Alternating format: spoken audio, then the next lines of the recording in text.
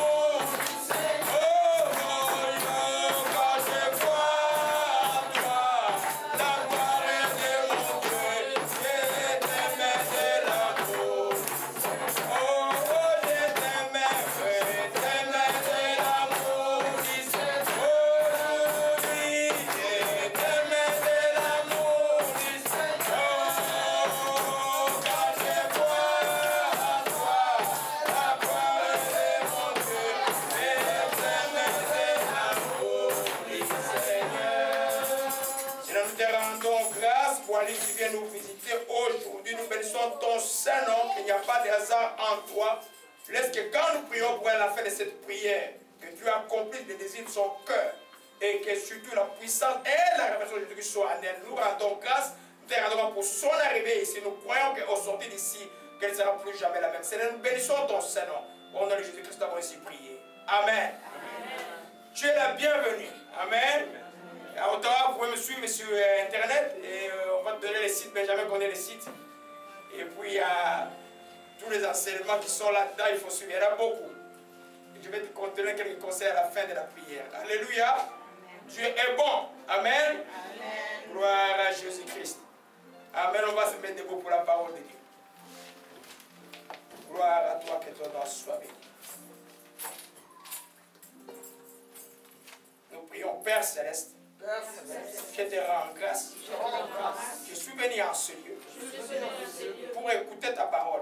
Je crois que ta parole est la vérité et qu'elle va m'affranchir aujourd'hui. Seigneur Jésus-Christ, merci de bénir cette parole. Saint-Esprit, merci de me l'expliquer. Seigneur, je te rends grâce. Merci encore pour ta parole. Au nom de Jésus-Christ, je t'ai ainsi prié. Amen. Gloire à Jésus-Christ, que son nom soit béni. Amen. Amen. Amen. Dieu est bon par sa grâce. On va avoir un bon enseignement. Dieu est bon. Alléluia. Alléluia. Amen. Je vous promets que je terminerai l'enseignement sur Ruth. Mais je ne sais pas pourquoi les Saint-Esprit m'a amené dans un autre enseignement. Il reste peut-être 2 heures sur Ruth. On va y revenir. Alléluia. Mais nous allons... Parce que l'enseignement que nous prenons maintenant, c'est un grand avertissement pour le peuple de Dieu. Parce que nous allons vers le temps de la fin. Et les enfants de Dieu doivent être conséquents par rapport au temps qui court. Il ne faut pas être comme les gens qui sont distraits. Quand nous venons de la chrétienté, il y a une chose que Jésus a déjà fait pour toi. Il est mort pour toi à la croix du calvaire. Et ta part aujourd'hui n'a été que de le recevoir. Quand tu le reçois, tu deviens une nouvelle personne en lui. Mais tu as aussi des efforts à faire. C'est pourquoi tous les textes d'Apocalypse, les messages aux 7 églises d'Apocalypse, il y a toujours des mains, des mains, des mains, des mains. Voilà ce que moi j'approuve, voilà ce que moi je désapprouve. Voilà ce que moi j'approuve, voilà ce que moi je désapprouve. Vous voyez un peu? C'est pour montrer que Dieu, c'est un Dieu d'amour. Comme un père, il dit que, dans une des églises, il a dit, je suis comme un père qui châtie. Vous voyez un peu? Dieu veut notre bien. Notre destinée, ce n'est pas la terre. Il y a une vraie vie qui s'appelle la vie éternelle. Amen. Vous la commencez quand vous avez reçu Christ, mais il faut arriver jusqu'au jour où vous allez toucher l'arbre de vie et le manger. Alléluia. Amen. C'est des choses que les enfants de Dieu souvent ignorent. Alléluia. Et Dieu nous a outillés pour vivre une vie correcte par le Saint-Esprit. Il a dit ni par la force, ni par l'épée, seulement par le Saint-Esprit. Quand tu as reçu Jésus-Christ, c'est le Saint-Esprit Saint-Esprit est en toi. Alléluia. Amen. Alors, on a vu dimanche passé, on a parlé de l'église d'Éphèse, en résumé pour ceux qui n'étaient pas là. Oh, je vais revenir, mais pas beaucoup, hein. Pas beaucoup. Alléluia. Le message s'adresse de l'église d'Éphèse, que Dieu connaissait ses œuvres, connaissait son travail, connaissait sa persévérance, connaissait que c'était une église qui marchait, qui persévérait même dans les persécutions, mais c'est une église qui avait perdu son premier amour. Alléluia. Le premier amour, nous avons vu que c'est simplement, c'est l'attachement intime avec Dieu. Tu peux courir, servir Dieu. C'est un grand risque pour nous, les serviteurs de Dieu, de venir prêcher pour prêcher, de perdre. Beaucoup ont perdu l'intimité avec Dieu. Amen. C'est pourquoi il rappelle à cette église qui marchait bien. Il dit simplement que ce que je compte de toi, c'est que tu as abandonné ton premier amour. Retrouve ton premier amour. Cette soif, ces désirs que tu avais du temps où tu as donné ta vie à Jésus-Christ. Je parle de ceux qui sont nés de nouveau. Amen. Si tu n'es pas né de nouveau, tu ne peux pas comprendre les choses que j'ai dit. Amen. Si tu es né de nouveau, tu peux comprendre qu'il y a une soif que Dieu met en toi là pour les connaître. Et cette soif-là, cet attachement que tu as avec Dieu, que tu avais il y a 10 ans, que tu as peut-être dit maintenant, je disais à une de mes enfants, vous êtes à 2 ans de la chrétienté, vous êtes encore à votre premier amour. Le premier amour, souvent on le remarque quand tu as avancé, comme nous là, après 20 ans, il dit, ah, je me sens sec. Je sens que je n'ai plus la même flamme. Je sens que quand quelqu'un appelle, je peux dire qu'il attende un peu. Vous voyez un peu? Je sens que je perds la flamme. Ça, c'est après des années que tu peux sentir que je perds mon premier amour. Et Dieu n'aime pas ça. Parce que nous avons vu l'exemple, on a pris l'exemple de deux sœurs de Lazare, Marie et Marthe. Alors on peut aller au chapitre 10 juste pour aider nos bien-aimés qui n'ont pas suivi l'enseignement, pour les situer dans l'enseignement. Luc 10, verset 38. Comme Jésus était en chemin avec les disciples, il entend dans un village une femme nommée Marthe, les reçut dans sa maison. Il avait une sœur nommée Marie, s'étant assise au pied du Seigneur, écoutait la parole. Marthe, occupée à divers soins domestiques, survint et dit, Seigneur, cela ne fait rien que ma sœur me laisse seule pour servir. Dis-lui donc de m'aider. Jésus lui répondit, Marthe, tu t'inquiètes, tu t'agites pour beaucoup de choses. Une seule chose est nécessaire. Marie a choisi la bonne part qui ne sera point ôtée. Ton premier amour ne peut pas être ôté. Ton attachement intime avec Dieu, personne ne peut ôter là. C'est ta vie secrète avec Dieu. Amen. On a vu que servir n'est pas mauvais. Marthe servait. On a vu dans Jean chapitre 12, répète la même histoire de Marie qui est venue mettre le parfum au pied de Jésus et essuyer ses pieds. J'ai démontré que c'est lui qui a une relation intime avec Dieu. C'est la seule personne qui peut comprendre l'adoration avec Dieu. Tu ne peux pas adorer Dieu. Alléluia. Si tu n'as pas une relation intime avec Dieu, tu ne peux pas adorer Dieu. Tu vas faire un culte, je dirais, une dévotion mécanique. Des fois pas mécanique, mais c'est juste comme un devoir que tu remplissais. Ton adoration envers Dieu ne peut pas être quelque chose d'un devoir. Une adoration est toujours volontaire. Amen. C'est pourquoi vous donnez des dons volontaires. Ton don volontaire que tu donnes à l'église est plus valeureux que quelque chose qu'on te demande de faire. Alléluia. Donc, nous avons vu que dans nous, là, il faut qu'il y ait Marie, l'attachement intime avec Dieu, et qu'il y ait aussi Marthe pour les services. Parce que quand tu es très intime avec Dieu, c'est pour qu'un jour tu sortes pour aller aider les autres.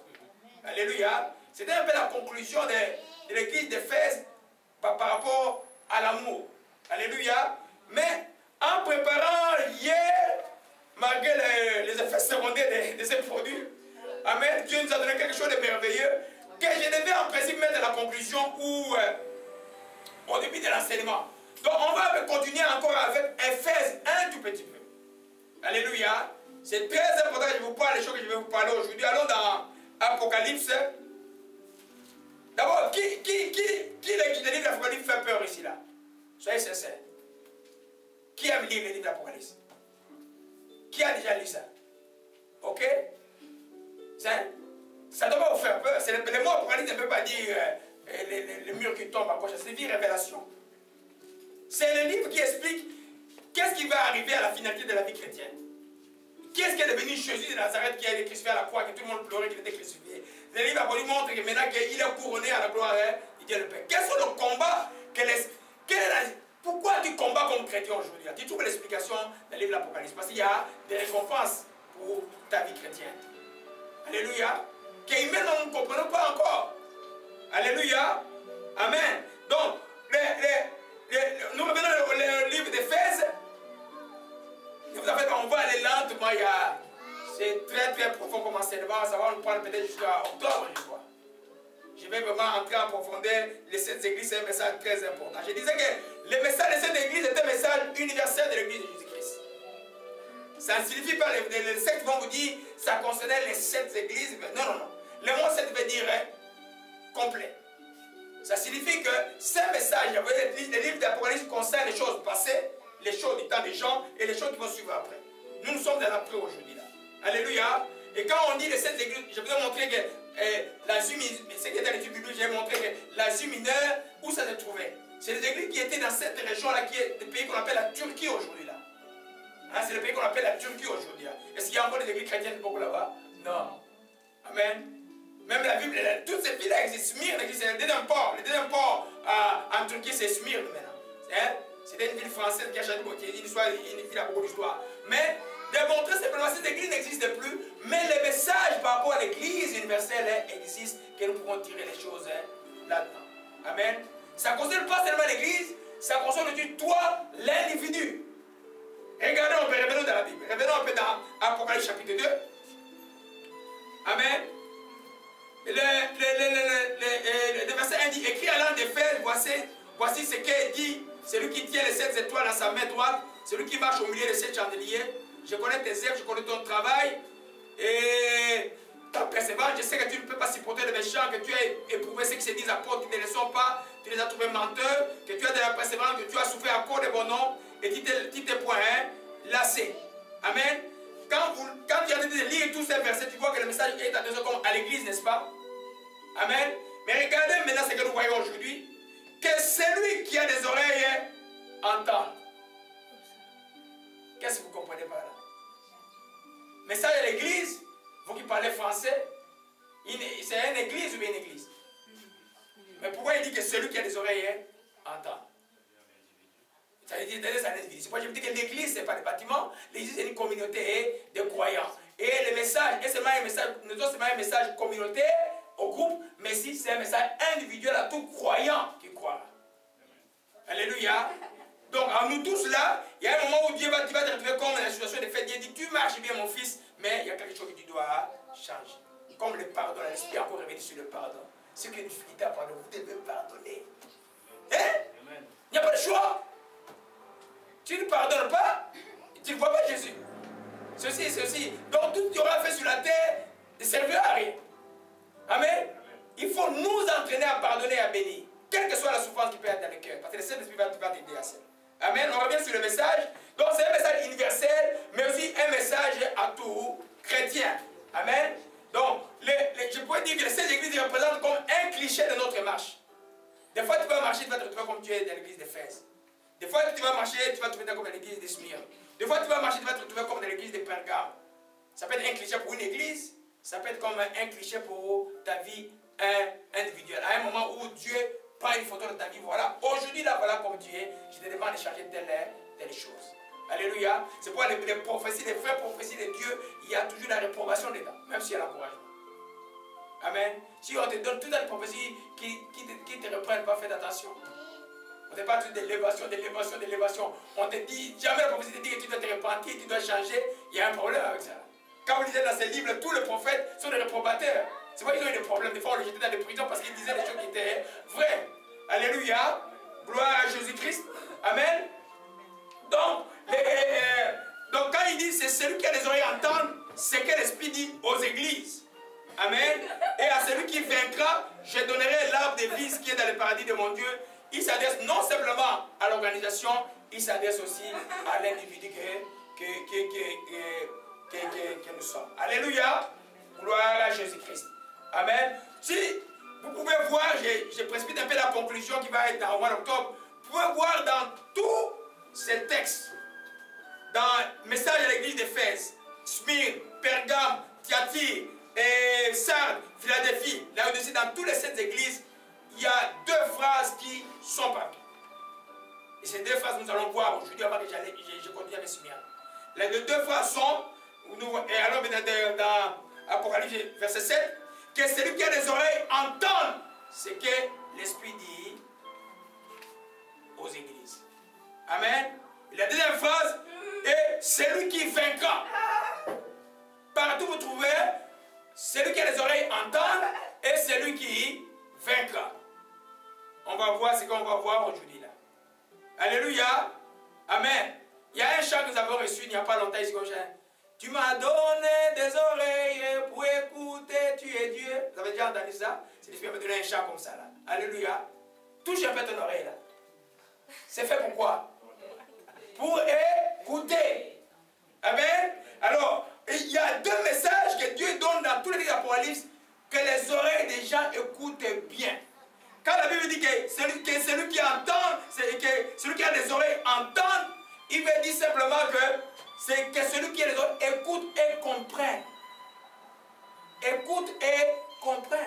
Parce que si tu écoutes et tu ne comprends pas, ton oreille est comme deaf. C'est comme mort. Ça ne fonctionne pas. Quand tu écoutes là, ça doit venir ici, tu dois comprendre. Voyez un peu? Alléluia. Vous voyez, dans tous les textes, dans tous les messages concernant l'Église, Dieu dit que celui qui a des oreilles entend. Dans l'enseignement de Jésus-Christ, quand il terminait la parabole, il dit que celui qui a des oreilles entend. Je me rappelle quand on était des jeunes catholiques, à l'église, on terminait, quand le prêtre terminait son sermon, il disait que celui qui a des oreilles entend. Les gens répondaient entendre, mais tous n'entendaient rien, même le prêtre ne comprenait pas. Hein? C'est ça le problème. Alléluia. Il y a entendre et entendre.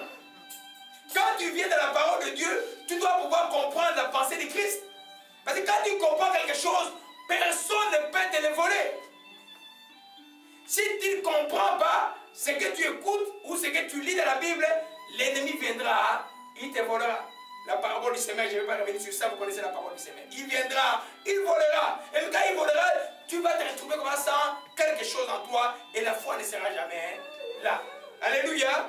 Donc c'est un avertissement que l'esprit avec grand E dans la Bible, c'est le Saint-Esprit. C'est un avertissement que le Saint-Esprit donne, que enfant de Dieu, ne devenez pas enfant de Dieu seulement pour la forme, mais il faut que vous écoutiez. Parce que Jésus est la parole qui a été faite chair. La meilleure façon de connaître Dieu, c'est de l'écouter ou de lire la Bible. Ce n'est pas d'avoir des visions, un petit blond, Jésus blond avec. Moi, je n'ai jamais vu un juif blond. Vous voyez, ici, on vous donne des photos, les gens aiment les petites photos qu'ils mettent à la maison là. Mais ce n'est pas Jésus. Tu ne peux pas voir l'image glorieuse de Jésus qui brille comme le soleil et il reste debout. Personne ne peut décrire qu'est-ce qu'il est exactement maintenant. On sait qu'il est aussi glorieux, il est à la droite de Dieu le Père. Mais ce n'est pas les blonds qu'on dessine avec des cheveux bleus, tout ça. Non, non. Il n'y a rien à faire avec. Il n'y a pas Jésus. Ce n'est pas Jésus-Christ. C'est ça. Mais l'Esprit parlait de l'idolâtrie tout à l'heure là. J'ai brisé l'idolâtrie dans la vie de quelqu'un tout à l'heure. Ça, c'est ma idolâtrie. La Bible dit de ne rien représenter qui soit dans les cieux, sur la terre, sur la terre. Donc vous n'avez rien représenté qui est dans les cieux. Mais vous avez besoin de comprendre, d'avoir la révélation de ce qui est dans les ciels. Et la révélation vient en commençant par écouter. Alléluia. Quand tu as compris quelque chose, que telle chose-là est mauvaise, je ne peux pas le faire, parce que tu comprends que dans ton corps, tu le comprends, tu ne le feras pas. Tu peux être seul en train de vouloir le faire, mais quand tu as la révélation, tu ne le feras pas. Tu vas repousser chemin toi-même. Alléluia. C'est pourquoi l'ennemi aime mettre. La première chose que l'ennemi vient dans ta vie, c'est de venir boucher tes oreilles. Pour que tu n'écoutes pas. Par la distraction, par les choses. Tu vas être consacré à lire la Bible, les téléphones sonnent, les choses viennent. Tout ça, l'ennemi fait pour que tu ne puisses pas écouter. Alléluia. Donc les deux phrases sont là. Nous commençons par celui qui a les oreilles, entendre. Je disais que c'est entendre, c'est écouter et comprendre. Alléluia. Si tu as entendu ce que Dieu dit, c'est entendre, c'est écouter et comprendre. Alors on peut dans Matthieu 13. Matthieu 13. Oh, merci Saint-Esprit. Je me sens bien maintenant. Amen. Oh, la malaria là. La prochaine fois, je vais à la fille, je ne prendrai pas de médicaments et je ne serai pas malade. Je crois que je n'ai pas mis assez de foi là. Quand je prenais la prévention, je l'ai mal prise à la prévention en plus. Amen. Gloire à Jésus-Christ. Matthieu chapitre 13, verset 9. Gloire à Jésus-Christ. Jésus, après avoir expliqué la parabole du semeur, il dit au verset 9 que celui qui a des oreilles pour entendre, entende. Amen. Celui qui a des oreilles pour entendre, entende. Alléluia. Amen. Et il continue, il explique un peu, il parle aux disciples au verset 14. Il dit pour eux, au verset 13, c'est pourquoi j'en parle en parabole, parce qu'en voyant, ils ne voient point, en entendant, ils entendent point et ne comprennent point. Parlant des pharisiens. Mais vous, aujourd'hui, vous êtes des enfants de Dieu, vous avez l'esprit de Jésus-Christ en vous. C'est vraiment malheureux qu'un enfant de Dieu ne puisse pas comprendre la parole de Dieu. Alléluia. Amen. Parce qu'en vous, là, véritablement, si vous êtes attentif, si quelqu'un vous enseigne une hérésie, vous pouvez comprendre pourquoi vous êtes échappé dans l'endroit où l'ennemi vous donne des faux enseignements. Parce que le Saint-Esprit en vous l'explique. Alléluia. Le Saint-Esprit explique. Mais quand tu écoutes, c'est pourquoi la Bible dit il faut beaucoup écouter et de moins parler. Il faut écouter quand même vous arrivez quelque part, quelqu'un enseigne. Nous, quand j'enseigne ici, là, notez, allez à la maison, vérifiez. Mais si je vous enseigne n'importe quoi, vous n'allez pas tout gober là. C'est le devoir d'enfant de Dieu de noter, d'aller vérifier à la maison. C'est comme ça qu'ils faisaient les chrétiens des bérets. Alléluia. Donc Jésus dit que, disait pardon, au verset 14, vous entendez vos oreilles, vous ne comprenez point. Vous regardez vos yeux, vous ne verrez pas ça. Parlant au peuple d'Israël qui était endurci. Alléluia. La chose qui fait qu'un enfant de Dieu ne puisse pas entendre, c'est l'endurcissement du cœur. Voyez un peu. Parce qu'on appelle la compréhension vient du cœur. Quand le cœur est endurci, je peux écouter, mais on me dit que demain on va te tuer, mais tu ne peux même pas comprendre qu'on va te tuer demain. Tu peux avoir une révélation, Dieu te montre clairement qu'il y a un danger devant toi. Si le cœur est endurci, tu ne peux pas. Parce que quand tu entends, il faut que tu comprennes. Et la compréhension sur le niveau du cœur. Alléluia. C'est ce que j'appelle la révélation, c'est simplement que tu comprends la chose telle qu'elle doit être comprise. Et là, l'ennemi ne joue pas avec toi. Alléluia. Gloire à Jésus-Christ. Donc, le mot veut dire simplement que cette phrase-là, que celui qui a les oreilles entende, Dieu dit, mais la grâce, elle est bonne. Vous êtes sous la grâce. Mais la grâce n'est pas une permission à tout faire. Quand moi, je viens par le Saint-Esprit, vous reprochez quelque chose, comme enfant de Dieu, vous avez tout intérêt à m'écouter. À m'écouter. Parce que un vrai chrétien doit paniquer de la perception de dire que advenant que je ne marche pas avec Dieu après la mort, qu'est-ce qui va arriver? C'est une déception terrible. On n'est pas de ceux qui croient que quand quelqu'un meurt, on va aller prier pour son cercueil et puis prier encore quelque chose. Non. Après la mort vient les jugements.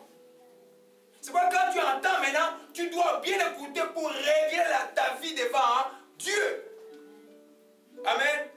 Des fois les gens, nous on est là pour vous là. Il n'y a pas quelque chose qui tu vas me dire que je n'ai jamais écouté. Non, je ne crois pas. J'ai déjà écouté des choses de toutes sortes. J'ai des vieilles dames, les jeunes dames, les vieux papas, des choses de toutes sortes. Je sais que l'homme là, sans Dieu, il a besoin de la grâce. L'homme sans Dieu a besoin de la grâce. C'est pourquoi le message est simplement que quand il est temps d'écouter, il faut simplement écouter. Alléluia.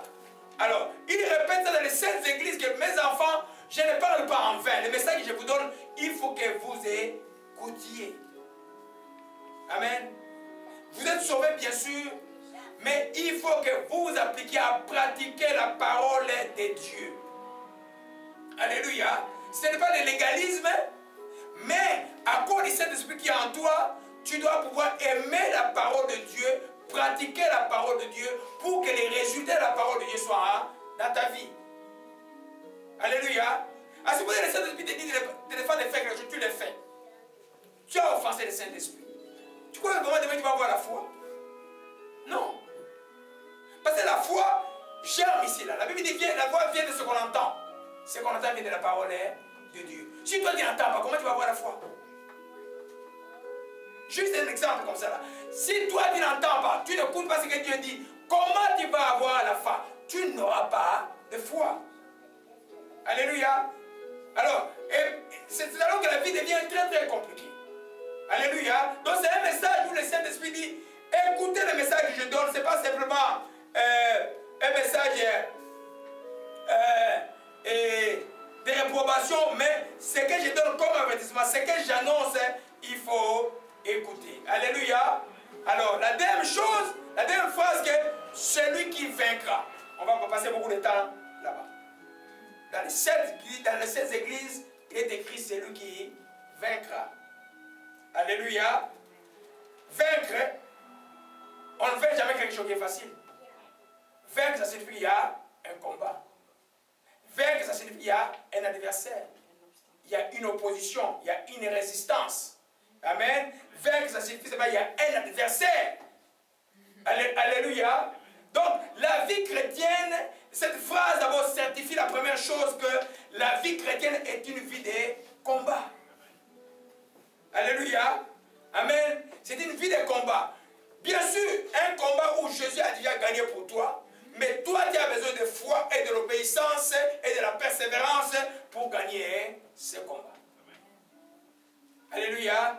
Je ne veux pas que les gens soient dessus. Ah, et je me rappelle, vous connaissez le frère Guy qui a fait mon site, le mari de Saint-Marie-Claire, en 2001 ou 2002, quand il est devenu chrétien.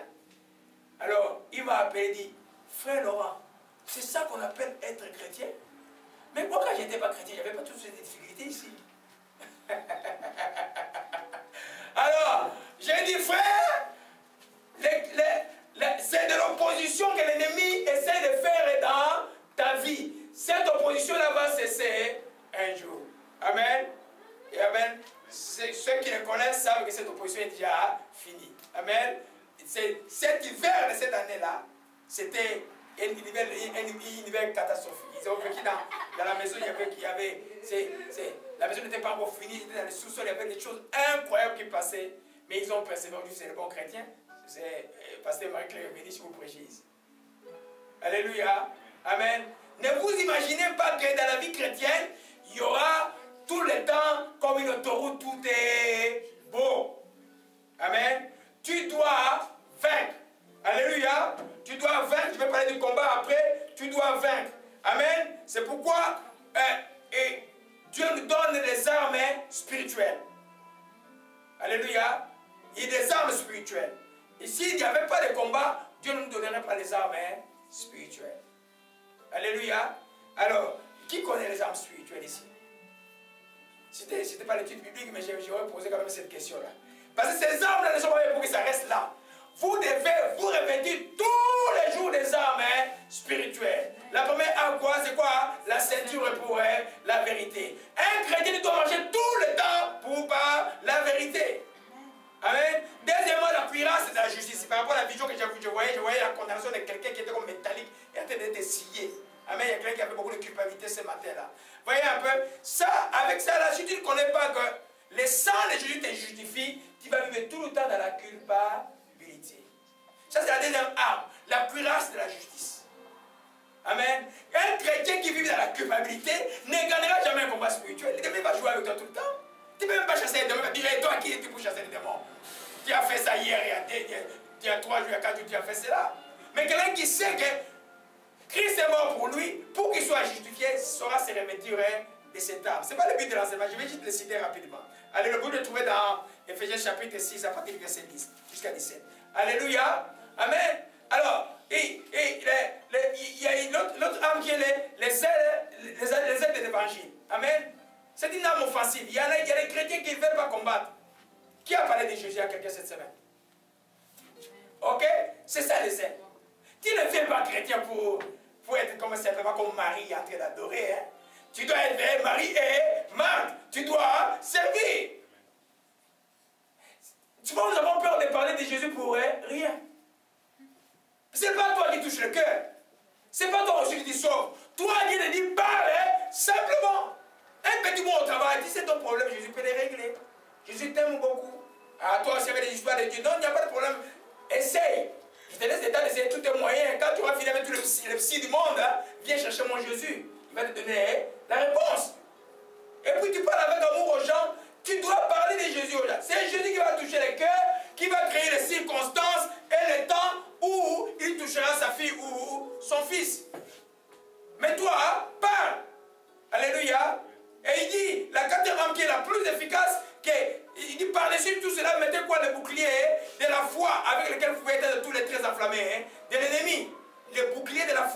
Ça veut dire que les traits enflammés de l'ennemi éteindre. Ça veut dire que l'ennemi peut te donner des flèches qui entrent dedans. Mais par la foi, tu peux résister à cela. Je vous raconte une histoire que beaucoup d'entre vous connaissent. Je crois en 2002, 3, 4. Non, en 2003. Hein, et à Sainte-Justine, ma soeur Franzi m'a appelé. Il dit, Brader, est-ce que tu peux, elle m'appelle Brader, ma soeur. Tu peux aller prier pour quelqu'un, un enfant qui est quadraplégique, donc qui est paralysé de 4 membres à l'hôpital de Sainte-Justine. Et puis j'ai pris les frères Joël qui étaient avec moi à l'époque. J'ai dit, bon, on va prier pour un jeune homme. On a gêné, on est allé prier pour les jeunes hommes. Ah, je priais, rien ne s'est passé. Et puis on est rentré, on a rendu grâce. La nuit, Joël a vu une vision. Il me voyait en train de prier simplement en langue pour les jeunes hommes. Et puis les jeunes hommes étaient debout. Il m'appelle le matin, je dis, bon, ok, demain tu gênes encore demain. Pas de boulot pour toi, tu gênes. J'aimerais voir les gens qui obéissent comme ça là. Il a appelé au boulot, s'est excusé, on a gêné jusqu'au soir. Et puis on est allé à l'hôpital. Moi j'habitais pas loin de l'hôpital Saint-Justin. Et on est allé, on a prié pour le petit pendant 30 minutes. Dès que j'ai tourné le dos, je suis parti. Le matin on me dit, le petit s'est réveillé. Alors à l'hôpital c'était un émerveillement. L'infirmière qui était témoin, c'était une sœur haïtienne. Qui me dit, je voudrais que tu viennes prier pour ma famille. Nous avons des problèmes très sérieux dans ma famille. Alors j'ai préparé la prière avec, je crois, les frères Guinéens. Et puis ce jour-là, tout le monde était attaqué. Quand vous voyez les attaques du diable, ça signifie que c'est la résistance. Il faut aller.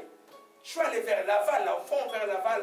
Et puis, j'arrive dans une famille. À l'époque, je passe des questionnaires comme ça aux familles pour voir connaître l'état spirituel. Je voyais qu'ils étaient sincères. Tous font le vaudou de la famille. 4 ont envoyé être vraiment sorciers en bon uniforme. Alors je me trouvais seul, moi, au milieu de ces gens-là. Je dis, gloire à Jésus-Christ. Amen. Il n'y avait personne pour chanter avec moi, pour amener la gloire de Dieu. Il n'y avait pas personne là.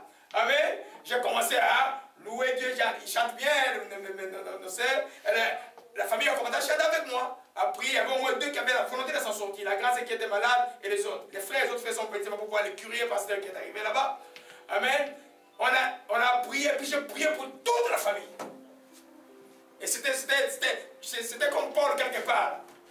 Et puis je retourne à la maison. Les mercredis qui suivaient, j'étais dans un magasin Pharmaprix sur Côte des Neiges, là, Côte des Neiges, Darlington et Van Horn. Il y a un Pharmaprix là-bas.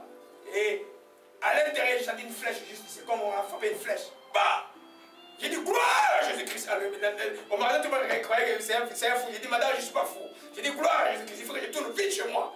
Je suis retourné, j'ai dit à ma soeur, sois en prière, je suis enfermé dans la chambre. Chaque fois que ça faisait ça, moi j'ai crié, gloire à Jésus-Christ, jusqu'à minuit.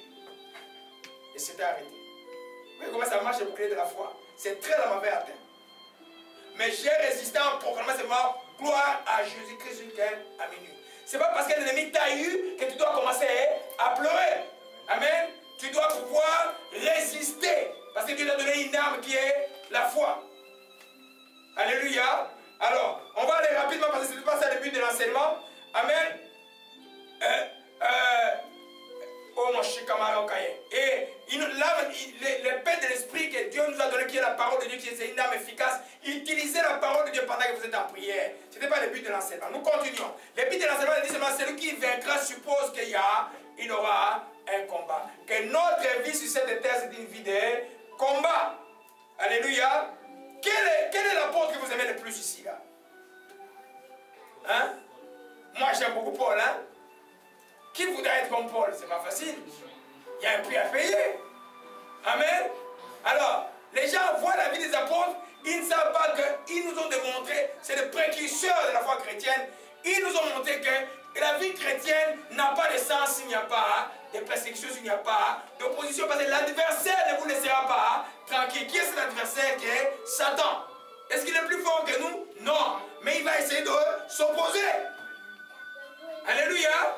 Il va utiliser la ruse qui est sa stratégie. Amen. Mais tu dois pouvoir résister avec une foi ferme. Alléluia. Allons un peu dans Timothée. Timothée 18. Non, Timothée, non. Dans Jean 16, je m'excuse. Dans Jean 16. Et on va aller dans Timothée 1, verset 18 après. Gloire à Jésus-Christ. Oh, que son nom soit béni. Jean 16, verset 33.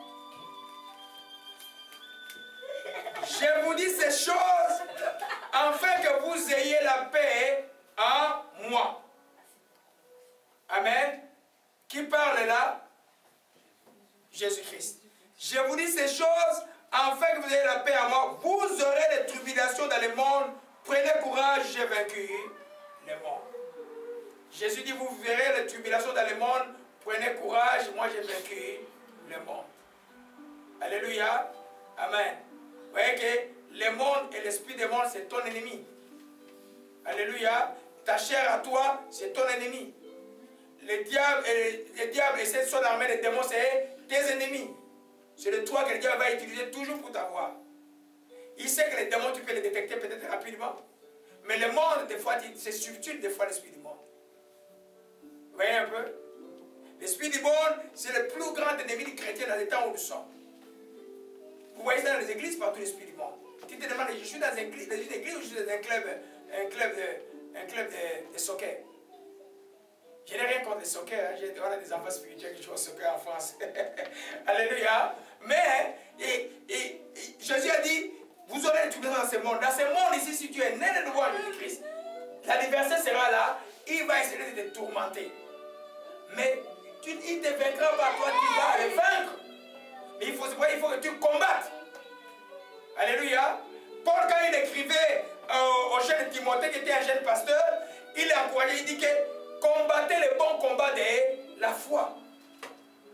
Alléluia. C'est pas la meilleure place pour combattre, ce n'est pas l'église. Hein? L'église, tous les anges sont là, tout est bougé, tu es en sécurité ici. Là. La vraie place du combat, c'est à la maison, c'est au travail, c'est à l'école, c'est dans le monde. J'ai déjà dit que dans le monde, on vous haïra même. C'est pas ne soyez pas étonné que tous les gens te haient au travail parce que tu es chrétien. Il y en a qui te souffrent. Il y a quelqu'un qui me fait m'appeler. Ah, au travail, on m'embête. Il dit arrête de m'appeler. Mais toi, tu pleures comme un bébé. Toi, tu es parmi mes grandes filles spirituelles. Tu ne peux pas comprendre que quand tu as la marque de Jésus véritablement et que tu travailles ici dans un poste de gouvernement, que les gens vont te persécuter. C'est normal. C'est normal. Parce que l'esprit qui est en toi et l'esprit qui est en eux, c'est pas le même esprit. Tu ne sais pas pourquoi, c'est pour cela, c'est prévisé, il n'y a rien qui a juste passé. Il te déteste. Tu ne sais pas pourquoi. Mais l'esprit qui est en lui sait, et toi l'esprit qui est en toi aussi sait qu'il est Saint-Esprit. Alléluia. C'est pourquoi ne vous laissez pas dans le monde où que vous alliez comme chrétien, il y aura des gens qui vont essayer de vous maltraiter. Mais vous ne tombez pas dans un piège. Ne rendez pas les mal par les mal. Ne vous occupez même pas. Eux-mêmes, Dieu va s'occuper d'eux. Alléluia. Amen. 1 Timothée 1, verset 18. 1 Timothée 1, verset 18. Gloire à Jésus-Christ.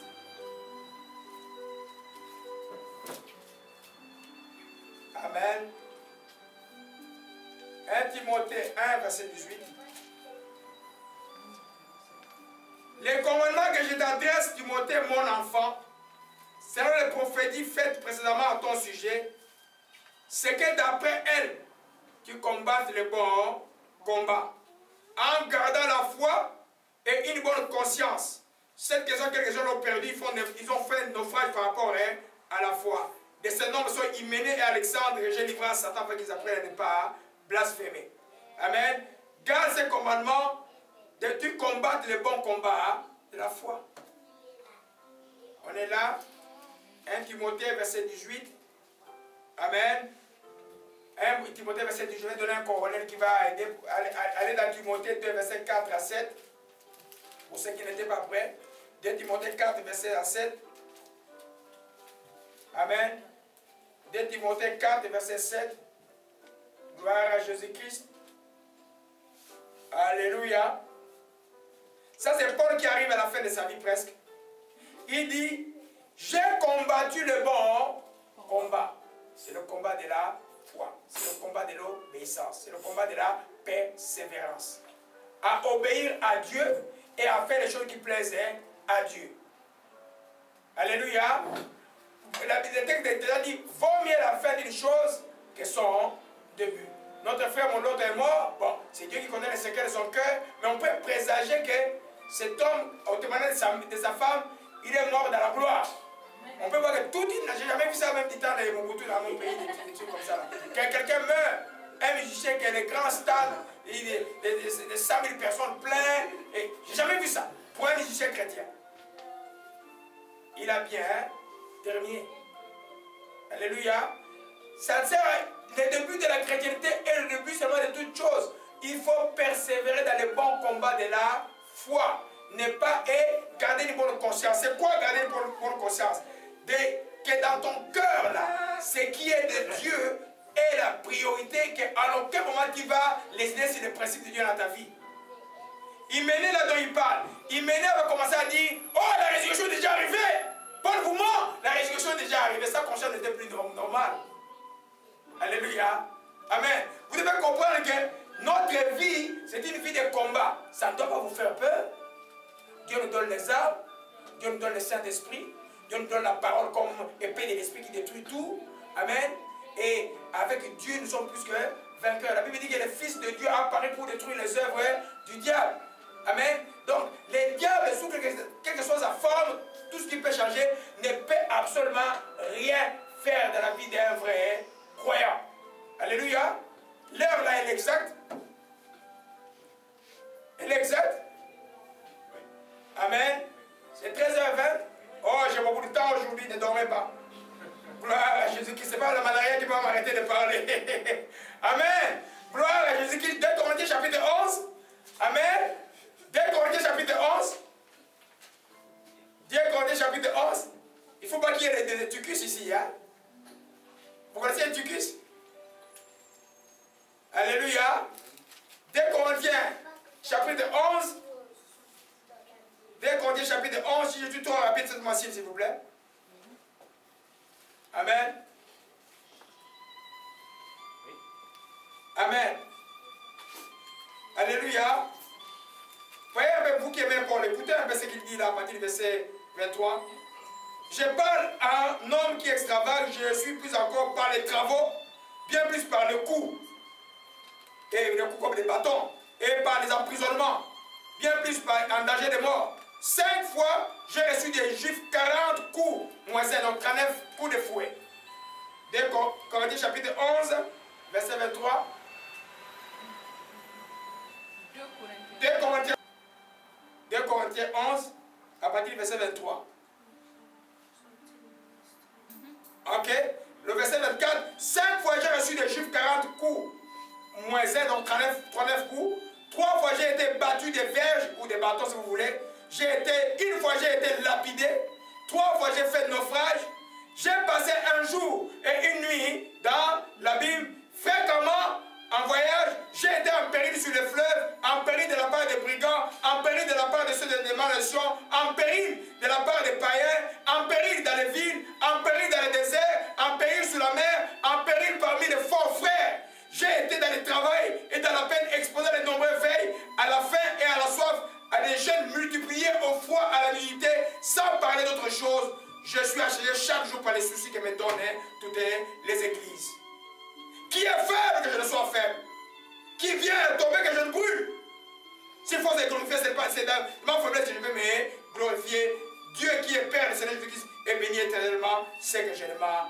Regarde la vie de Paul. Alors quand vous retournez dans Acte 19, vous voyez l'onction, on est guéri. Déjà il était guéri pareil, déjà il était délivré pareil, mais voilà ce que lui vivait. Amen. C'est Jacques qui m'a dit qu'ils sont des apôtres, qui j'ai fait se nommer apôtre. Voilà ce que tu vas vivre. Hein? En péril, vous comprenez le mot en péril? En danger de mort. En danger de mort, combien de fois? Dans les fleuves, en danger de mort avec les brigands, en danger de mort chez les Juifs, en danger de mort avec les païens, en danger de mort dans les villes, dans les déserts, en péril, en danger de mort sur la mer, en danger de mort parmi les faux frères, en danger de mort. Amen. Amen. Il y a un de mes amis qui a été empoisonné, pasteur à l'église de Tengalas, empoisonné par un autre pasteur à l'église. Il y a des faux frères partout. Empoisonné. Empoisonné. Vous voyez l'état où nous sommes? C'est dangereux. Alléluia. C'est pourquoi dans la chrétienté, quand vous marchez, il faut avoir le discernement tout le temps. C'est pas parce que quelqu'un dit que Jésus, je suis avec Jésus, qui est discernement, la personne est avec Jésus. Alléluia. Amen. Vous voyez un peu, tout cela c'est le combat de Paul, mais il termine en disant simplement que j'ai combattu le bon combat. Amen. Il dit que j'ai combattu le bon combat. Et effectivement, il avait combattu le bon combat. Alléluia. C'est celui qui vaincra certifie cette chose-là, que la vie chrétienne certifie le combat. La même chose, celui qui vaincra certifie qu'il y a un ennemi. Il y en a qui croient que Satan c'est un mythe. Mais Satan n'est pas un mythe. Et il y a même des Africains qui croient que Satan est un mythe. En Afrique, tu peux croire que Satan c'est un mythe. Hein? Si tu es africain, tu fais de la blague pour que Satan c'est un mythe. Soit tu fais la milité, soit tu es avec lui. Satan n'est pas un mythe. Dans nos villages, vous voyez l'œuvre de Satan. Vous voyez les fétichistes de toutes sortes. Vous voyez les choses de toutes sortes, la méchanceté de toutes sortes. Vous voyez un mari qui était là, vous avez vu le témoignage de notre soeur, il a témoigné ici. Le mari qui marchait bien avec sa femme tous les jours. Le lendemain, le mari dit à sa femme, je ne veux plus de toi. Sors de ma maison avec tes enfants, je ne veux plus vous sentir. Et puis, la femme se retrouve chez eux. Elle ne comprenait pas ce qui s'est passé. Amen. Chez nous, on appelle ça médicament du pays. Ok, amen. Alors, on est à faire le médicament du pays. Elle a appelé sa soeur qui est désirée. Elle a témoigné ici. Sa soeur a témoigné ici. On a pris 3 jours de gel pour montrer que Jésus-Christ est Seigneur à la gloire de Dieu. On a prié pour ses frères-là qui étaient à Brazzaville. On a prié. Quand sa soeur a gêné, après avoir fini de prier, on voit maintenant que lui-même, il a dit, il est retourné à la maison. Les médicaments sont partis. Alléluia. Donc Satan n'est pas un mythe. La franc-maçonnerie, les cancans, la rose-croix, toutes les sectes et même les sectes chrétiennes, partout il y a hérésie, Satan est là. Le but de l'ennemi est que vous ne voyez pas Jésus à la fin des temps. La Bible dit que quand il a été précipité, il est descendu avec une colère ardente pour faire la guerre à la postérité de la femme qui était dans le désert. Alléluia. Et il continue à faire la guerre à ses enfants. Mais les enfants de Dieu ne sont pas vite. Satan n'est pas un mythe. Je vous enseigne pas de vivre dans la peur de Satan. Je vous enseigne de vivre dans... Soyez, si vous êtes plus du côté de Dieu, il ne va rien vous faire. Occupez-vous plus de Dieu, de ce que Dieu veut. Vous allez voir que vous allez découvrir qui est Satan et il ne vous vaincra pas. Alléluia. Gloire à Jésus-Christ. Donc, celui qui vaincra, c'est celui qui a un ennemi. Alors, maintenant, Apocalypse chapitre 12. Apocalypse chapitre 12. Gloire à Jésus-Christ. Apocalypse chapitre 12.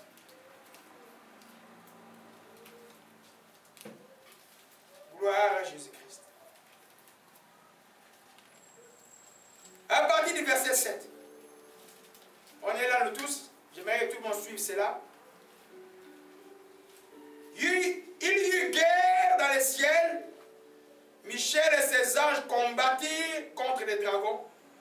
Les dragons et ses anges combattirent. Ils ne furent pas les plus forts. Amen. Les dragons, c'est les serpents anciens, c'est les diables. Quand vous voyez des effigies, des tricots avec des dragons en face, ils ne portent pas qui apportent une malédiction. On était en campagne, le pasteur béni, une femme ici est arrivée avec un signe de dragon dans sa chalette. Il a dit, je ne vais pas prier pour toi si tu n'enlèves pas cette histoire-là. La maladie va retourner dès que tu retournes chez toi. Il dit à sa fille, ta mère qui ne porte, veille à ce qu'elle ne porte plus cette chalette. Quand on voit tous les signes des dragons là, c'est les diables. C'est écrit dans la Bible, nous allons voir, les dragons anciens. Vous voyez, les choses de Dieu sont bêtes par rapport à la raison humaine. Amen. Si nous, on n'avait pas étudié, on dirait, mais le passé là, il n'y a pas de choses. Mais intellectuellement, nous sommes des intellectuels, en vrai. Mais nous vous disons des choses spirituelles, nous pouvons être bêtes. Écoutez ce que Dieu révèle. Alléluia. Amen. Alors, voyez, il dit, il fut précipité. Allez-y, suivez-moi dans la Bible.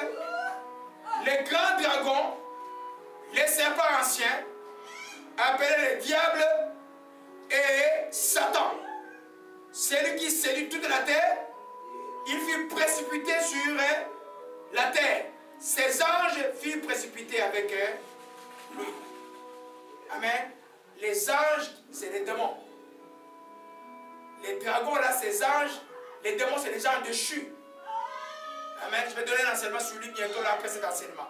Et j'ai entendu dans les cieux une voix qui disait, maintenant le salut est arrivé. La puissance et le règne de notre Dieu et l'autorité de son Christ, car il a précipité l'accusateur de nos frères, celui qui est accusé devant Dieu jour et nuit. Il est aussi l'accusateur. Satan, pour t'accuser, là, il ne va pas respirer. Quand il dit l'accusateur de ton cœur, c'est jamais de Dieu. Dieu te dira, ma fille, change, mon fils, change, viens vers toi, je t'aime. Ça va te dire, tu ne vaux rien. Toi, même si tu vas encore avoir ça. Toi, même si tu vas encore avoir un mari. Toi, même, tu ne vaux rien. Regarde dans votre famille. C'est toi qui es comme la dernière. Satan est maître accusateur. C'est pour vous garder dans la prison de l'oppression. Alléluia. Il dit, ils l'ont vaincu à connaissance de la nuit de la parole de notre témoignage. Ils n'ont pas aimé la vie jusqu'à craindre la mort. C'est pourquoi réjouissez-vous les cieux, vous qui habitez les cieux. Malheur à la terre, car le diable est descendu vers vous, animé d'une grande colère, sachant qu'il reste peu de temps. Voyez un peu? Il est descendu avec une grande colère. C'est pas il multiplie les affaires. Voyez un peu? Allez un peu regarder ce qui se passe dans le monde aujourd'hui. Il n'y a pas d'amélioration. Et il n'y aura pas d'amélioration. Alléluia. Il n'y aura pas d'amélioration. Tous les médias de prendre au Moyen-Orient, ça ne marchera pas. Parce que c'est dans le plan de Dieu. Ça ne marchera pas. Alléluia. Et il dit ici que Amen. Alors, je vais juste m'arrêter là parce que je vais revenir sur un enseignement après. Vous voyez que le diable n'est pas un mythe. Amen. Quand les signes du serpent, les signes du dragon, toutes ces choses-là, les enfants ne peuvent pas les porter. Si tu connais pas l'histoire de l'Égypte, tu vois, tous ces signes étaient en Égypte. Ça ne commence pas aujourd'hui là. Ne dis même pas que je vais sanctifier cela. Hein? On ne peut pas sanctifier quelque chose qui est déjà à la terre. Je vois pourquoi Pasteur Bénin a refusé au moins 4 femmes ici à Montréal qui ont porté des trucs bizarres ou des pharaons. Il dit, je ne peux pas pouvoir enlever ces histoires. Alléluia. Le diable n'est pas un mythe. Amen. Si tu deviens chrétien, tu dois avoir la révélation. Il y a un ennemi qui est le diable. Et si tu vas vivre dans la peur, non. Tu es tout. En toi, celui qui est en toi est plus grand que celui qui est dans le monde. Amen. Au moins, tu dois, quand tu connais bien ton adversaire, tu peux bien le vaincre. Quand il dit que le diable, lui, il agit par ruse. C'est pourquoi Dieu nous a donné encore ce qu'on appelle le don de discernement des esprits. C'est seul Dieu qui peut te révéler la véritable identité du diable. Toi-même, tu ne peux pas. Dans les draps familiales ou ailleurs. Moi, je suis allé prier pour les enfants sorciers. On a marketé ces enfants, nous amène à telle église. Ah, là, on dit, là, il faut payer l'argent, faire un geste. C'est quoi cette crédibilité qu'il y a au Congo? Il faut payer l'argent pour faire la délivrance des enfants. Amen. Je suis allé faire la délivrance. J'ai dormi avec ces enfants. Les moustiques m'ont piqué là. J'ai dormi avec ces enfants là. Ok? Mais il fallait voir 3 jours après. C'était comme des anges. Et puis j'avais des larmes aux yeux.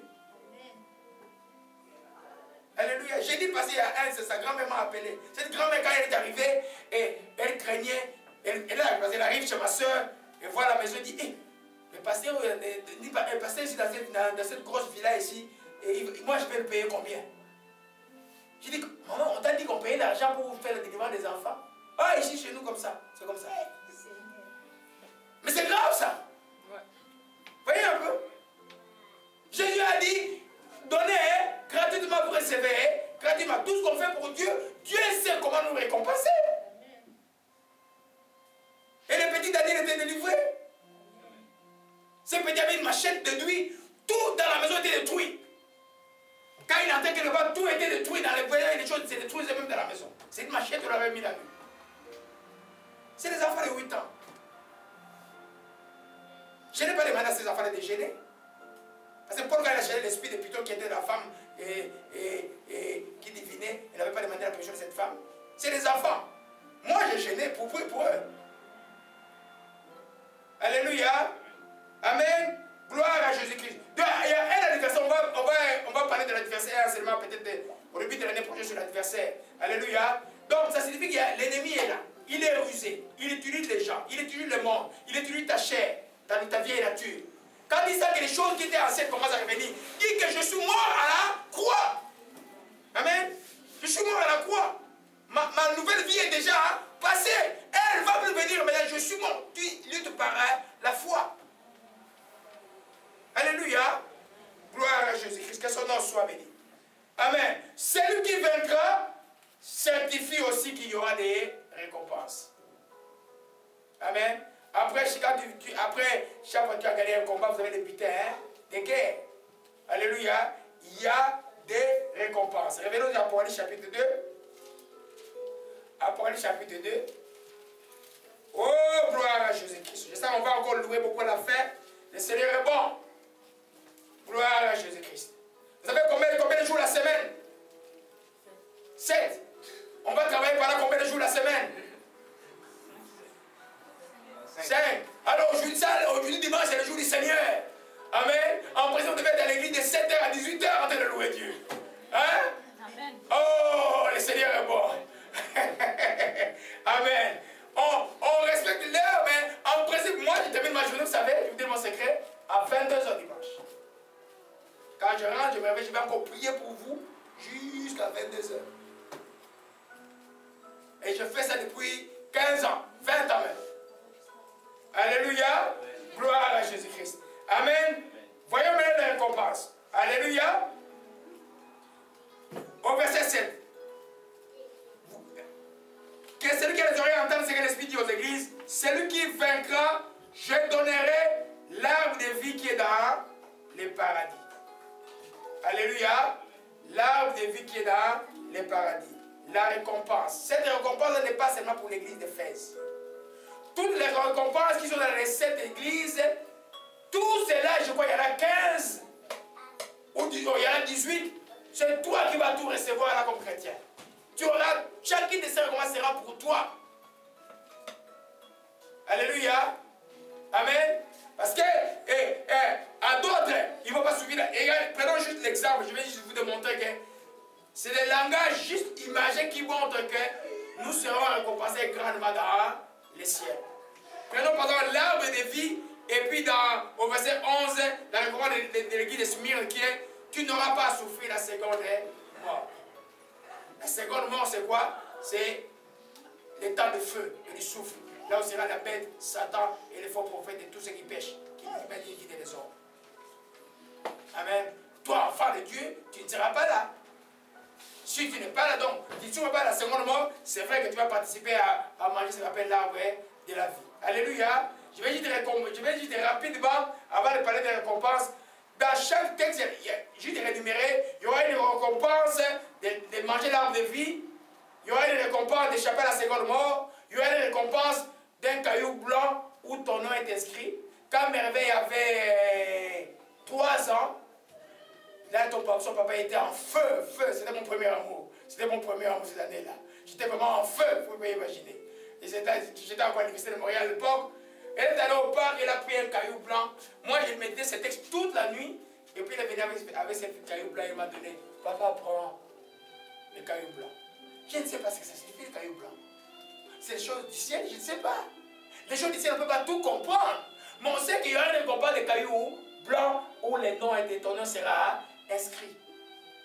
Il met le matin à chef et dit: mais c'est quoi ton nom inscrit sur un cahier blanc? Mais spirituellement, c'est une grande chose. Et il y aura une récompense d'autorité sur les nations. Moi, je vous ai dit que je serai gouverneur à Fèche. Amen. L'autorité sur les nations. C'est nous qui allons régner. Jésus ne va pas régner ailleurs si cette terre est renouvelée. Il y aura une récompense d'autorité sur les nations. Et tu vas avoir l'étoile, il y a une récompense d'avoir l'étoile du matin. C'est une révélation. Comment tu peux avoir l'étoile du matin? L'étoile du matin, c'est qui? Mais comment tu peux avoir Jésus? Vous savez, dans la Nouvelle Jérusalem, Jésus sera en nous et partout. Il n'y aura pas de lumière. La lumière sera lui. Vous voyez un peu? Il y aura une récompense. On va revenir sur ça quand je vais conclure l'enseignement il y a dans un mois. Il y aura une récompense des vêtements blancs. Tu vois, vous dormez des vêtements blancs. Tu te vois en train de marcher avec des vêtements blancs. Ça signifie que tu marches pur devant ton Dieu. Amen. Il y aura une récompense de confirmation de nom dans les livres de vie. S'il y a confirmation de nom dans les livres, nous allons voir l'église de Sardes que ton nom peut être effacé. Hein? Ton nom peut être effacé. Quand vous tombez pas, on ne peut pas perdre le salut. Tu peux perdre le salut quand tu marches. Imagine que tu es né de nouveau, tu es sauvé, c'est ok. Tu es enfant de Dieu. Mais là, cette nuit-là, tu as commis un péché grave. Ou tu avais la haine envers quelqu'un, Dieu te dit pardon, et tu meurs dans un accident, tu avais la haine. Tu vas où? Tu vas en enfer. C'est aussi simple que ça. Ce n'est pas notre vie, une vie d'examen tout le temps. Tu ne laisses pas une minute quelque chose qui n'est pas de Dieu à toi. Dis, Seigneur, je rejette la haine. Je ne fais pas la haine dans mon cœur. Alléluia. La récompense de votre trompe, il y a des sectes qui enseignent que tu es enfant de Dieu pour toujours. Non. Tu es enfant de Dieu potentiellement pour toujours, pourvu que tu gardes. Tu dois le combattre, c'est encore. Pourquoi on combat? Pourquoi il dit, efforcez-vous. Efforcez-vous à garder votre salut. Si on est sauvé juste, on est sauvé, c'est ok. Non. Dieu a fait sa part, il nous a sauvés. Et comme j'ai dit, le salut de l'esprit, c'est l'œuvre de Dieu. Le salut de l'âme, c'est ton œuvre. En lisant la parole, en méditant la parole, tu arrêtes tes pensées par rapport à Christ. Tu grandis en Christ. Un chrétien qui ne grandit pas en Christ, la position d'extermination n'existe pas dans la chrétienté où tu vas dire je vais être comme un état de star. Non. Dans la chrétienté, soit tu avances, soit tu recules. Alléluia. Gloire à Jésus-Christ. Que son nom soit béni et soit exalté. Je vais parler. Il y aura une récompense,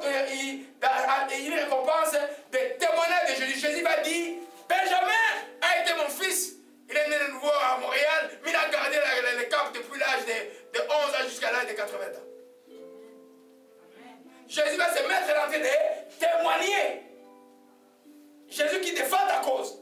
On dit qu'il est avocat, mais là il sera l'avocat visible devant toi pour ta récompense. Alléluia. Il y aura une récompense d'être une colonne dans le temple de Dieu.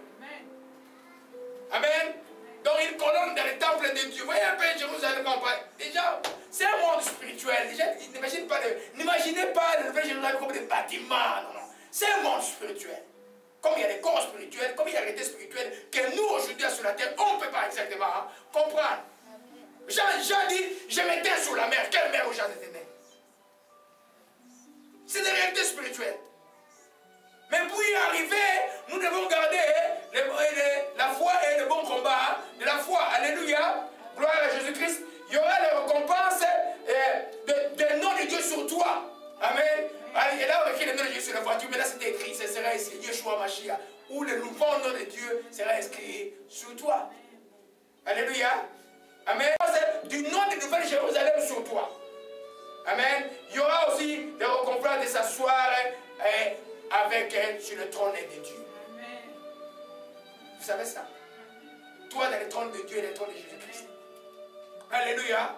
Alors, toutes ces récompenses-là, et on va les voir en détail dans les temps qui suivent quand on va aller église par église. Mais aujourd'hui, nous voyons une récompense qui est dit simplement que oh mon shikamo kamao koma shikamalakaya. Koshemala kubara sako shikamala.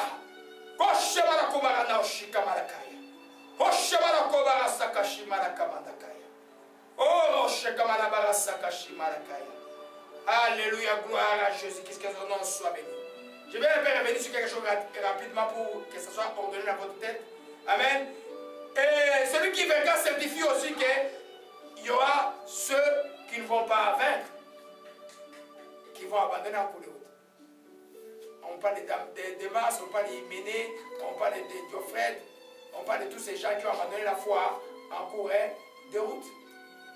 Parce qu'un combat, ce n'est pas tout le monde qui gagne. Quand on fait les SAM, ce n'est pas tout le monde qui arrive à l'île d'arriver. Il y en a qui sont fatigués en cours de route. Amen. Alléluia. Mais Dieu donne potentiellement ce qui est bien de la chrétienté à tout le monde la capacité d'arriver.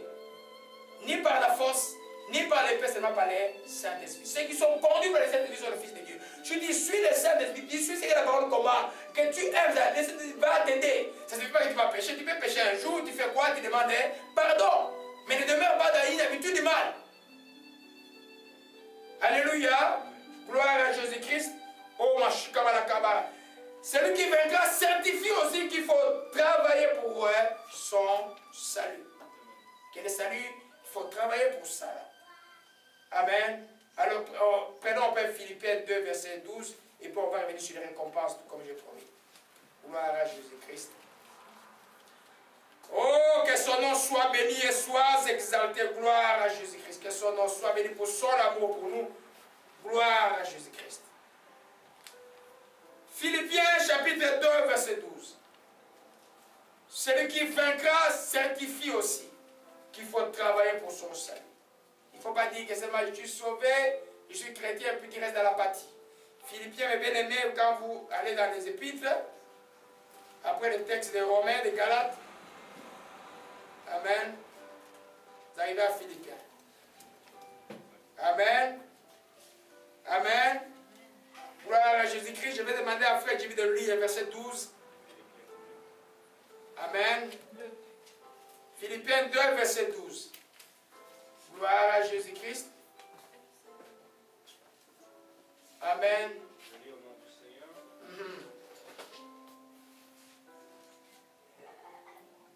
Philippiens 2, verset 12. Ainsi, mes chers amis, vous m'avez toujours obéi quand je me trouvais auprès de vous. Eh bien, faites-le encore plus maintenant que je suis absent.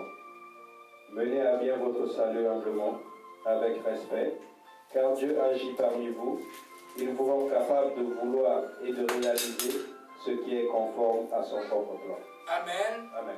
Amen. Ainsi, mes bien-aimés, comme vous avez toujours obéi, travaillez à votre salut avec crainte et tremblement. Travaillez à ton salut avec crainte et tremblement. En d'autres termes, tu es sauvé, c'est bon. Maintenant, utilise ta volonté, ton vouloir à pouvoir faire des choses que le Saint-Esprit te dicte. Des choses qui sont bonnes, qui sont pures, qui sont honorables, qui sont dignes de louange. Regarde, il dit ici au verset 14, c'est Dieu qui produit en vous le vouloir et le faire. Amen. Le Saint-Esprit est là, il va te donner une direction de faire ce qui est bien. Parce que quelqu'un qui veut t'amener dans les querelles, qui sait que les querelles amènent toujours des problèmes. Tu vas faire quoi? Tu vas fuir. Quelqu'un qui va t'amener à haïr, quelqu'un qui dit non, je ne vais pas haïr quelqu'un. Quelqu'un qui va t'amener à vivre une vie qui n'est pas correcte devant une vie de débauche, tu dis non, non, moi la débauche, je l'ai déjà enterrée. Maintenant je suis mort au péché. Quelqu'un qui t'amène à retourner à une vie, je connais un gars que je priais ici dont la femme n'avait pas des enfants, je priais les gars et les enfants. Et puis, dans la précarité, ils sont dans l'Ontario, ils voulaient retourner à la Rose-Croix. Alors ce qu'il faisait, il les enveloppes de la Rose pour aller chez un autre frère, chez un autre quelqu'un, ça le dit. Mais l'autre là, ils ont eu des disputes tous les deux. L'autre a ouvert l'enveloppe, c'était la Rose Croix dedans. Il y a des gens comme ça. C'est grave. Après avoir manqué des enfants, il y a des gens pour qui j'ai pris depuis des années de pas encore d'enfants. Celle-là, je priais pour elle, elle a eu 2 enfants. Elle, son mari vient retourner dans les trucs. Amen.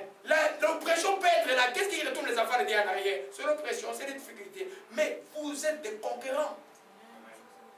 Vous êtes des conquérants. C'est pourquoi je ne peux pas comprendre les chrétiens ce jour chez les psys ou je vois voir les psychiatres pour la dépression. Vous êtes des conquérants. Vous n'avez pas besoin de psy là. Alléluia. Amen. L'homme comprend de l'esprit, de l'âme et du corps. Tout Dieu ça l'occupe, Jésus ça l'occupe.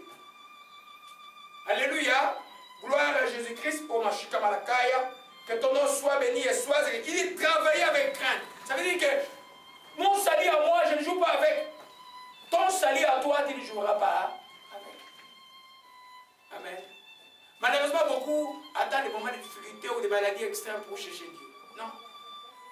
Les hommes intelligents reçoivent Dieu. Moi, j'ai reçu Christ. J'avais aucune raison humaine s'il y a la compassion de passer à un tel ici, là, même pas ça qui mourait tout le temps. Je crois me poser la question sur la vie. Et j'ai lu un livre d'un pasteur américain, John Sport. Dans mon bureau, je me suis agenouillé. Un samedi, je suis allé faire j'étais en retard de faire mon rapport. Je suis allé faire mon rapport de la semaine. Et puis, j'ai donné ma vie à Jésus-Christ. Je n'avais aucune raison humaine et matérielle de donner. Non. Simplement la compassion de voir une main, non. C'est pas normal. Tu vas voir, une très belle femme vient te voir. Quand tu annonces que les résultats se reproduisent, tu la suis à l'époque, les médicaments n'en avaient pas. Tu le suis et après, oui, moi, tu vois la vie de la femme, elle est partie, tu dis, mais. Tu vois un bon monsieur qui vient te voir, quelques temps après, le bon monsieur devient et puis qui meurt, et puis on annonce des morts, et des morts, et des morts, et des morts. Je dis, non, la vie a un autre sens. Je dois arranger ma vie. Et depuis cette date-là, 89 jusqu'à aujourd'hui, j'ai reculé en arrière. Les difficultés, j'en ai eu, hein. Ah, les difficultés, j'en ai eu. Quand vous chassez les démons, la difficulté, vous en avez. Alléluia. Ton salut à toi, d'abord le salut est individuel. On n'est pas sauvé dans un groupe, on n'est pas sauvé. L'église entière, on n'est pas sauvé. Et la famille entière, on est sauvé individuellement et individuellement. Donc ton salut à toi, tu ne joues pas avec. Alléluia. Amen. C'est pourquoi Paul dit, travaillez à cela avec tremblement. Donc c'est la première chose que tu fais. Moi, je vais garder mon cœur plus que toute autre chose. Alléluia. Gloire à Jésus-Christ. Amen, amen. Alors revenons maintenant sur la récompense des textes d'Éphésiens. J'ai beaucoup de révélations à vous parler dessus. Et on va terminer par là. Amen. On a encore le temps. Gloire à Jésus-Christ. Amen. La récompense que Paul dit aux Éphésiens, il dit simplement, celui qui vaincra, je donnerai à manger à l'arbre de vie qui est dans le paradis de Dieu. Alléluia. L'Esprit dit, Dieu dit, Apocalypse chapitre 2, verset 7. Apocalypse chapitre 2, verset 7.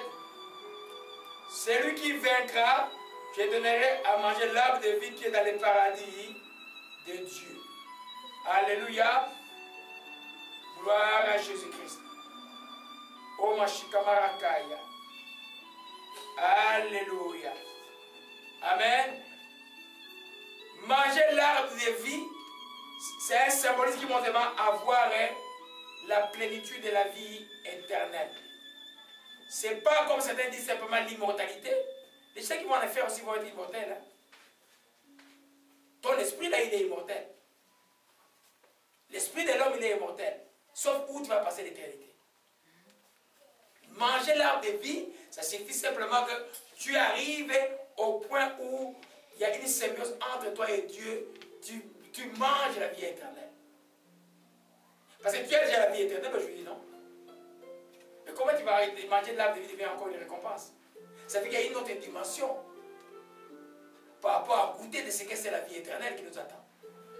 Maintenant, nous vivons la vie éternelle comme spirituellement avec beaucoup de guerres, Là, devant nous vivons la plénitude de la vie éternelle, dans sa beauté la plus pure qui soit. Alléluia. C'est pourquoi il ne faut pas jouer avec. Vous voyez, mais j'ai quelque chose à vous enseigner un peu pour que... Parce que l'enseignement, il faut que tout le monde en profite. Amen. Allons un peu dans le texte de Genèse. Qui connaît l'arbre de vie ici? Qui connaît l'histoire de l'arbre de vie? Quel déjà entendu parler de ça? Ah, vous n'avez jamais entendu parler de l'arbre de vie? Ok. Tout le monde connaît, non? Oui. Amen. Alléluia. Gloire à Jésus-Christ. On va parler un peu de beaucoup de bonnes choses pour bien terminer. Alléluia. Gloire à Jésus-Christ. Que son nom soit béni. Gloire à Jésus-Christ. Amen. Allons dans Genèse chapitre 2. Adam et Ève vivaient où? Au paradis. Ok? C'est, je dirais, l'image de la vie éternelle. Amen. Quand ils vivaient, Dieu avait dit, vous ne mangerez pas l'arbre. Qu'est-ce que vous n'allez pas manger au jardin? Hein? Hein? Quoi? Ah, et là, le fruit de l'arbre, donc l'arbre. Non. Il y avait des arbres. Dieu a défendu seulement de manger les fruits de l'arbre de la connaissance du bien et du mal. Dieu n'a jamais défendu de manger les fruits de l'arbre de la vie éternelle. Il n'y en a pas dans la Bible. Il a défendu cela quand il a vu qu'ils ont désobéi, mais là ils connaissent le bien et le mal. Il a mis un chevalier protecteur, vous ne toucherez plus à cela. Mais Dieu, regardez un peu Genèse chapitre 2. Gloire à Jésus-Christ. Amen. Vous voyez que malgré la malaria, Dieu m'a parlé quand même beaucoup hier. Alléluia. Amen. C'était. Amen. L'Éternel fit pousser le sol, au verset 9, du sol des arbres, de toute espèce, agréable à voir, à boire, à manger. Et l'arbre du jardin et l'arbre de la connaissance du bien et du mal. Amen. Amen. Dans l'autre version, on dit au milieu du jardin, il y avait l'arbre de la vie et l'arbre de la connaissance du bien et du mal. Alléluia. Au verset 16. L'Éternel donna cet ordre à l'homme qui pourra manger de tous les arbres du jardin. Ok? Mais, qui ne mangera pas l'arbre de la connaissance du bien et du mal. Quand le jour où tu en mangeras, tu y mourras. mangeras pas il n'a pas défendu de manger l'arbre de la vie. C'est parce que c'est une redondance. Dieu, originaire, voyez que Jésus, le premier Adam, il a péché, la mort est arrivée. La mort est arrivée avec Adam. Si Adam n'avait pas péché, il n'y aurait pas de mort. Et la mort est arrivée justement parce qu'ils ont cherché à connaître le bien et le mal. Alléluia. Alors, vous comprenez? Alors, on va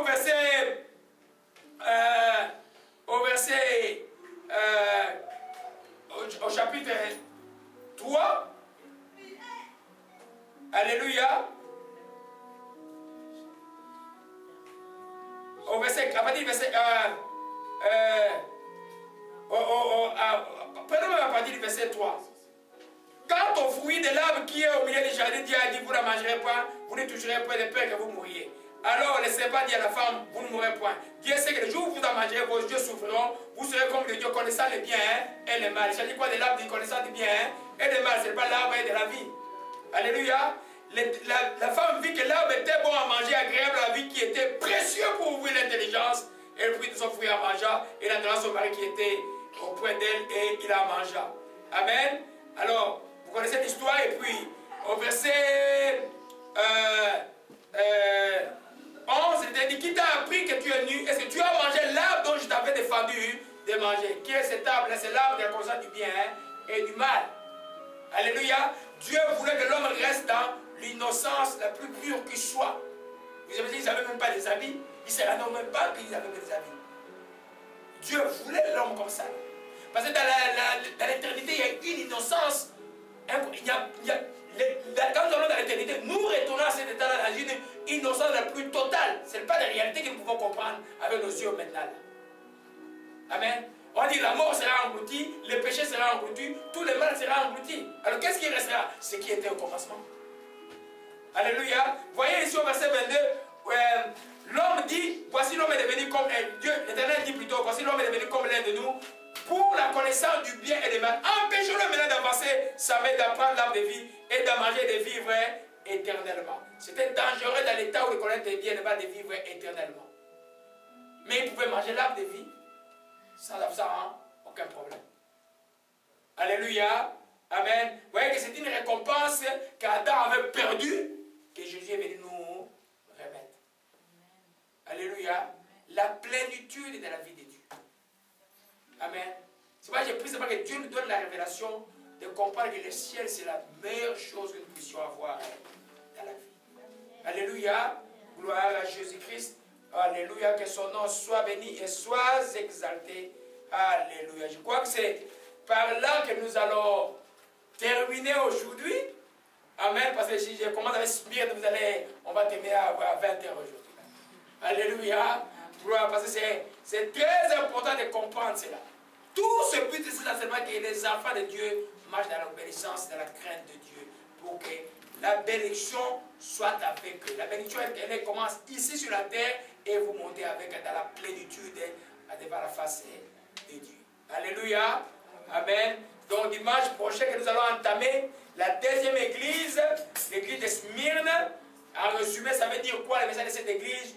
Dieu connaît ta tribulation et tes ennemis. Smyrne là était une église persécutée. C'est comme les chrétiens qui sont en Érythrée, comme les chrétiens qui sont en Égypte, comme les chrétiens qui sont au Sri Lanka ou en Chine. Ils sont persécutés. Je vous dis que ces chrétiens ont une place de choix chez Dieu. Ils sont riches.